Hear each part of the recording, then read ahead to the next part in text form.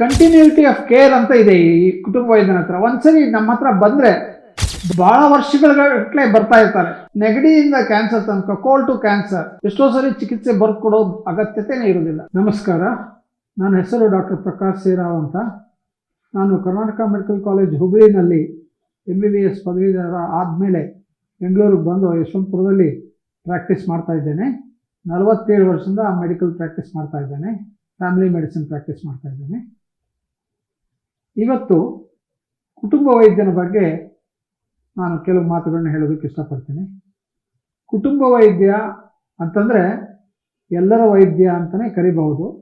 ಕಾರಣ ಅಂತಂತಂದರೆ ಸಾಮಾನ್ಯವಾಗಿ ಎಲ್ಲರೂ ಮೊದಲ ಹಂತದ ಚಿಕಿತ್ಸೆಗೆ ಕುಟುಂಬ ವೈದ್ಯನಲ್ಲಿಗೆ ಹೋಗ್ತಾರೆ. ಪ್ರಥಮ ಹಂತದ ಚಿಕಿತ್ಸಕ ಕುಟುಂಬ ವೈದ್ಯ.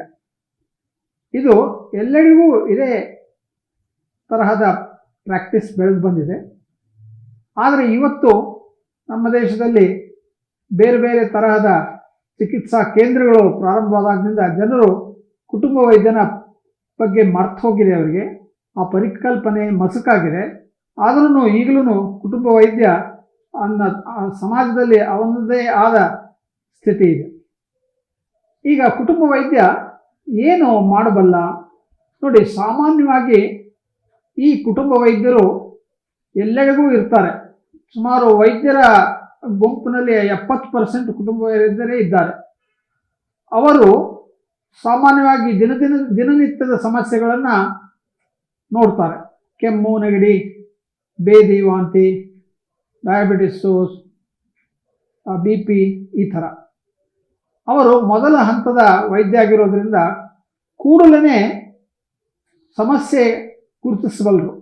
ಅರ್ಲಿ ಡಯಾಗ್ನೋಸಿಸ್ ಅಂತಾರೆ, ಅವರಿಗೆ ಸಾಧ್ಯ ಇದೆ. ಅದಲ್ಲದೆ ಎಷ್ಟೋ ಸಾರಿ ಸಮಸ್ಯೆ ವಿಪರೀತ ತೀವ್ರವಾದಾಗ ಬರ್ತಾರೆ. ಅಕ್ಯೂಟ್ ಇಲ್ನೆಸಸ್ ಅಂತಾರೆ ಅದಕ್ಕೆ. ಆ ಥರದ ಸಮಸ್ಯೆಗಳನ್ನು ಅವರು ಪರಿಹಾರ ಮಾಡ್ತಾರೆ. ಅದಲ್ಲದೆ ಕ್ರಾನಿಕ್ ಡಿಸೀಸಸ್ ಸಾಮಾನ್ಯವಾಗಿ ಕುಟುಂಬ ವೈದ್ಯನಲ್ಲೇ ಬರ್ತಾರೆ. ಮೇಲಿಂದ ಮೇಲೆ ಬರಬೇಕಾಗತ್ತೆ ಅವ್ರಿಗೆ. ಮೇಲಿಂದ ಮೇಲೆ ಔಷಧಿ ತೊಗೋಬೇಕಾಗತ್ತೆ, ಮೇಲಿಂದ ಮೇಲೆ ಅಡ್ವೈಸ್ ತೊಗೋಬೇಕಾಗತ್ತೆ. ಅವಾಗ ಕುಟುಂಬ ವೈದ್ಯನ ಹತ್ರನೇ ಬರ್ತಾರೆ. ಅದಲ್ಲದೆ ಕಂಟಿನ್ಯೂಟಿ ಆಫ್ ಕೇರ್ ಅಂತ ಇದೆ ಈ ಕುಟುಂಬ ವೈದ್ಯನ ಹತ್ರ. ಒಂದ್ಸರಿ ನಮ್ಮ ಹತ್ರ ಬಂದರೆ ಭಾಳ ವರ್ಷಗಳ ಬರ್ತಾ ಇರ್ತಾರೆ. ನನ್ನ ಹತ್ರ 2 ಫ್ಯಾಮಿಲೀಸ್, 2 ಸಂತತಿಯ ಕುಟುಂಬದವರು ಬರ್ತಾ ಇದ್ದಾರೆ ಅಂತಂದರೆ ಮಕ್ಕಳು, ಮೊಮ್ಮಕ್ಕಳು ಎಲ್ಲರೂ ಬರ್ತಾ ಇರ್ತಾರೆ. ಈ ಪದ್ಧತಿ ಸಾಮಾನ್ಯವಾಗಿ ಕುಟುಂಬ ವೈದ್ಯದಲ್ಲಿ ಕಂಡು ಬರುತ್ತದೆ, ಬೇರೆ ವೈದ್ಯಕೀಯದಲ್ಲಿ ಕಂಡು ಬರೋದಿಲ್ಲ. ಅದೇ ನೀವು ಕ್ರಾನಿಕ್ ಡಿಸೀಸಸ್ಸು, ಕೊನೆಯ ಹಂತದ ಡಿಸೀಸಸ್ನಲ್ಲೂ ಕುಟುಂಬ ವೈದ್ಯ ತನ್ನ ಜ್ಞಾನವನ್ನು ರೋಗ ಕಂಡುಹಿಡಿಯೋದಕ್ಕೆ, ಚಿಕಿತ್ಸೆ ಕೊಡೋದಕ್ಕೆ ಉಪಯೋಗಿಸ್ತಾನೆ. ಎಷ್ಟೋ ಸಾರಿ ಕುಟುಂಬ ವೈದ್ಯರು ಚಿಕಿತ್ಸೆನೇ ಕೊಡೋ ಅಗತ್ಯತೆ ಬರೋದಿಲ್ಲ. ಯಾಕೆ ಅಂತಂತಂದರೆ ಒಬ್ಬ ವ್ಯಕ್ತಿಗೆ ಸಮಸ್ಯೆ ಆಗಿರುತ್ತೆ, ಅದಕ್ಕೆ ಲೈಫ್ ಸ್ಟೈಲ್ ಡಿಸೀಸಸ್ ಅಂತಂತಾರೆ. ಆ ಥರದ ಸಮಸ್ಯೆ ಇದ್ದಾಗ ಲೈಫ್ ಸ್ಟೈಲ್ ಮಾಡಿಫಿಕೇಶನ್ಸ್ನ ಹೇಳ್ಕೊಡ್ತಾರೆ. ಎಷ್ಟೋ ಸರಿ ಚಿಕಿತ್ಸೆ ಬರ್ಕೊಡೋ ಅಗತ್ಯತೆನೇ ಇರೋದಿಲ್ಲ. ಇದು ಒಂದು ಸ್ಪೆಷಾಲಿಟಿ ಕುಟುಂಬ ವೈದ್ಯನ ಹತ್ರ. ರೋಗಿ ವೈದ್ಯನ ಹತ್ರ ಬರ್ತಾರೆ, ಅವ್ರ ಜೊತೆಗೆ ಡಿಸ್ಕಸ್ ಮಾಡ್ತಾರೆ, ಸಮಸ್ಯೆನ ಹೇಳ್ತಾರೆ.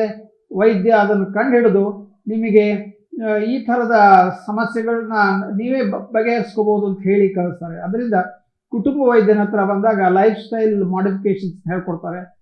ಅದನ್ನು ಬಹಳ ಮುಖ್ಯವಾದ ವಿಷಯ. ಇಲ್ಲಿ ಕುಟುಂಬ ವೈದ್ಯರ ಹತ್ರ ಹೋದಾಗ ಫ್ರಮ್ ಕೋಲ್ಡ್ ಟು ಕ್ಯಾನ್ಸರ್ ಅಂತಾರೆ. ಯಾವ ಕಾಯಿಲೆಗಳನ್ನ ಸರಿ ಮಾಡೋಕ್ಕೆ ಹೋಗ್ತಾನೆ ಅಂತಂತಂದರೆ ನೆಗಡಿಯಿಂದ ಕ್ಯಾನ್ಸರ್ ತನಕ, ಕೋಲ್ಡ್ ಟು ಕ್ಯಾನ್ಸರ್. ಆಮೇಲೆ ಯಾವ ವಯಸ್ಸು ಅಂತಂದರೆ ಫ್ರಮ್ ವೂಮ್ ಟು ಟೂಮ್ ಅಂತ. ಸಣ್ಣ ಮಕ್ಕಳಿದ್ದಾಗಲಿಂದ ಸಹಿತ ಇನ್ನೂ ಹುಟ್ಟಿರದೇ ಇರುವಂಥ ಮಕ್ಕಳು ಆ ವಯಸ್ಸಿನಿಂದ ಗೋರಿ ತನಕ ಅವನು ವೂಮ್ ಟು ಟೂಮ್ನು ಅವನೇ ಮಾಡ್ತಾನೆ. ಆಮೇಲೆ ಈ ಸ್ಪೆಷಾಲಿಟಿ ಅಂತ ಇರೋದಿಲ್ಲ. ಮಕ್ಕಳ ರೋಗ ತಜ್ಞ ಅಂತಲ್ಲ, ಅವನು ಮಕ್ಕಳನ್ನೂ ನೋಡ್ತಾನೆ. ಜೀರಿಯಾಟ್ರಿಕ್ಸ್ ಪ್ರಾಕ್ಟೀಸ್ನು ಮಾಡ್ತಾನೆ, ಅಂತಂದರೆ ವಯಸ್ಸಾದವ್ರನ್ನೂ ನೋಡ್ತಾನೆ, ಹೆಣ್ಮಕ್ಳ ಸಮಸ್ಯೆಗಳನ್ನೂ ನೋಡ್ತಾನೆ. ಅದರಿಂದ ಈ ಏಜ್ ರಿಲೇಟೆಡ್ ಸಮಸ್ಯೆ ಅಲ್ಲ, ಥ್ರೂಔಟ್ ದ ಲೈಫು ಕುಟುಂಬ ವೈದ್ಯ ನೋಡ್ತಾನೆ.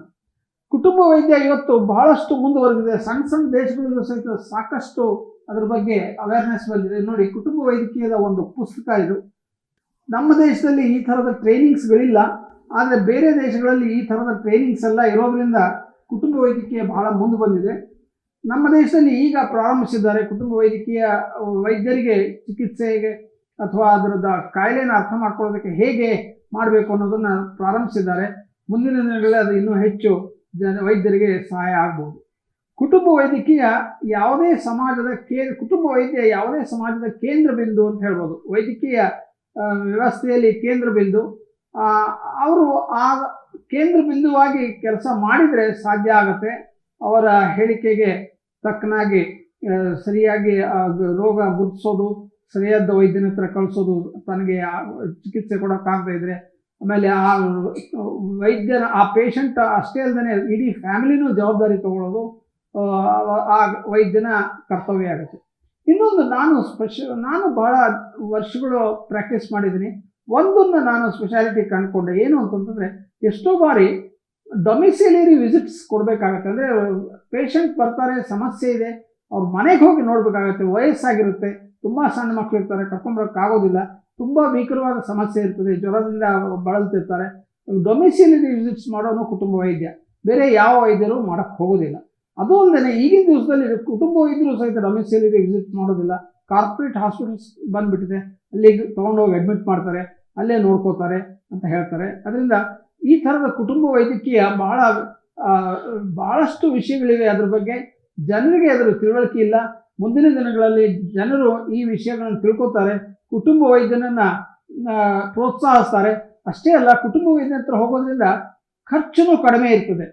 ಸಾಮಾನ್ಯವಾಗಿ ಕುಟುಂಬ ವೈದ್ಯ ಲ್ಯಾಬಾರೇಟರಿಗಿಂತ ಹೆಚ್ಚು ಇಂಪಾರ್ಟೆನ್ಸು ಲಾಜಿಕ್ಗೆ ಇಂಪಾರ್ಟೆನ್ಸ್ ಕೊಡ್ತಾನೆ. ಆ ಸಮಸ್ಯೆನ ಮಾತಾಡಿ ಪರೀಕ್ಷೆ ಮಾಡಿ ಬಗೆಹರಿಸ್ತಾನೆ. ಎಲ್ಲ ಟೆಸ್ಟ್ಗಳು ಬೇಕಾಗಿಲ್ಲ ಕುಟುಂಬ ವೈದ್ಯನ ಹತ್ರ ಬಂದಾಗ. ಅದರಿಂದ ಖರ್ಚು ಕಡಿಮೆ ಆಗ್ತದೆ. ಅದರಿಂದ ಜನರಿಗೆ ಇದು ಒಳ್ಳೆಯ ವ್ಯವಸ್ಥೆ. ಈ ವ್ಯವಸ್ಥೆಯನ್ನು ಜನರು ಬಳಸ್ಕೋತಾರೆ ಅಂತ ನನ್ನ ನಂಬಿಕೆ. ನೀವು ಸಣ್ಣ ಆಗ್ಬೇಕಲ್ವಾ? ಅದು ಒಂದು ಉತ್ತಮ ಆಹಾರದಿಂದ ಸಣ್ಣ ಆಗ್ಬೇಕಲ್ವಾ? ಪ್ರತಿದಿನ ನಮ್ಮ ಜೀನಿ ಸ್ಲಿಮ್ನ ಯೂಸ್ ಮಾಡಿ ಯಾವುದೇ ಸೈಡ್ ಎಫೆಕ್ಟ್ ಇಲ್ದಂಗೆ ನೀವು ಸಣ್ಣ ಆಗ್ತೀರಾ.